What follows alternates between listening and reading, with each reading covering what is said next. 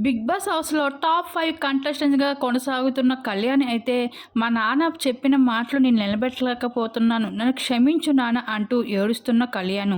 మరొక వైపు కెప్టెన్ కాలేకపోయినందుకు కుమిలిపోతున్నారు భరణి గారు. ఒకరికి మించిన బాధలు మరొకరు కనిపిస్తూ ఉన్నారు హౌస్ అంతా. ఉన్నది 3 వారాలే. ఇద్దరు కంటెస్టెంట్స్‌ని మిడ్ వీక్ ఎలిమినేషన్ అంటూ, ఇంక ఇద్దరిని డబుల్ ఎలిమినేషన్ అంటూ ఎలిమినేషన్ చేయబోతున్నారు బిగ్ బాసు. ఇంక టాప్ 5కి డైరెక్ట్‌గా పంపించబోతున్నారు మిగతా వాళ్ళని.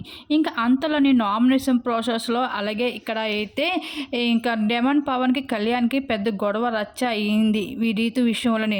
ఇంక వీళ్ళిద్దరూ అయితే ఇంకా డెమన్ అయితే మెడ పట్టుకున్నాడు కూడా కళ్యాణ్‌ని. ఇంకా చాలా పెద్ద వార్ అయితే జరిగింది ఈసారి నామినేషన్ ప్రక్రియలో. నువ్వా నేనా అన్నట్లుగా అయితే చెలరేగిపోయింది. ఇంక ఈ వీకెండ్‌లో వచ్చిన డెమన్‌కి కూడా నాగార్జున గారు వార్నింగ్ ఇవ్వడంలో ఏ మాత్రం కూడా డౌట్ లేదు. కంపల్సరీ అయితే 100% వార్నింగ్ అయితే గట్టిగానే ఇస్తారు వీకెండ్‌లో వచ్చిన నాగార్జున గారు.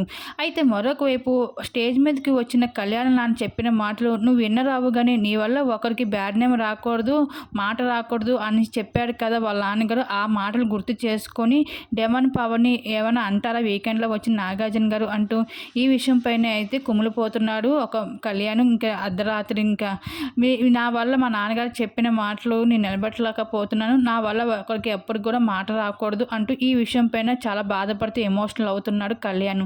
అలాగే మరొక వైపు బన్నీ గారు ఈ సీజన్‌కి ఇదే కెప్టెన్ టాస్క్ ఇదే చివరిది కాబట్టి నేను ఇంక కెప్టెన్ కాలేకపోతున్నాను. నా కూతురు హౌస్‌లోకి వచ్చినప్పుడు నాన్న నిన్ను కెప్టెన్‌గా చూడాలనేసి నాకు ఉన్నది అని నా కూతురు అడిగింది. కానీ నా కూతురు అడిగిన కోరిక నేను తీర్చుకోలేకపోతున్నాను నేను చివరికి అంటూ ఇంక కెప్టెన్ కాలేకపోయినందుకు విషయం పైన అయితే చాలా ఎమోషనల్ అవుతూ కన్నీళ్లు పెట్టుకుంటున్నారు ఇక్కడ బన్నీ గారు. దీనిపై మీరేమనుకుంటున్నారు? మీ అభిప్రాయం తెలపండి.